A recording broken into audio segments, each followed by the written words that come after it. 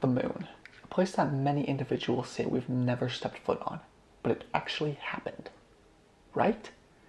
We have video footage of it, so it has to be real.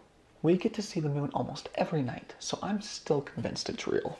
I think most people agree that the moon does exist.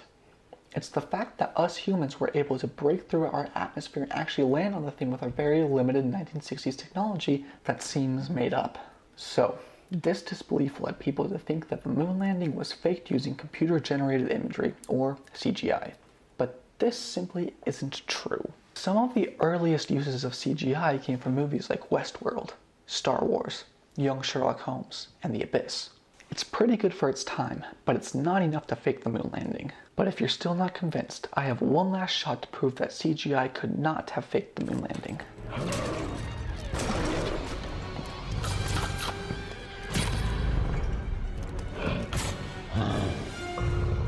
You have got to be a dumb mother if you think that the moon landing could have been faked. Alright, this movie came out 32 years after the Apollo 11 missions, okay? And if this is the height of CGI back in 2001, there is no way that you could have pulled it off convincingly back in 1969.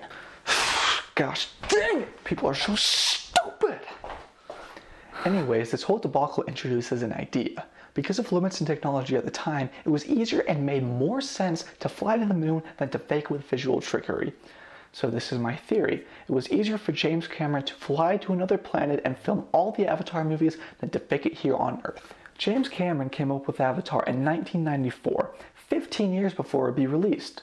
Avatar The Way of Water is just now releasing 13 years after its predecessor.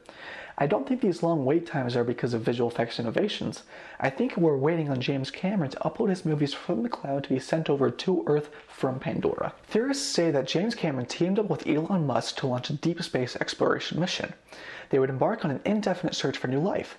They then place surrogates in their stead to reside here on Earth to hide their disappearance and keep the mission a secret. This mission began in 1994, the same year Avatar was conceived. The crew wouldn't reach this new planet until 2004.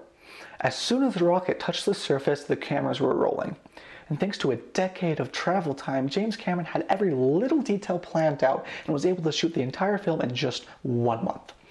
It was then edited on iMovie, and finally the crew whipped up a poster in MS Paint and began the arduous process of sending it over to our pale blue dot. The film would take the next 5 years to arrive on Earth, and the marketing began immediately.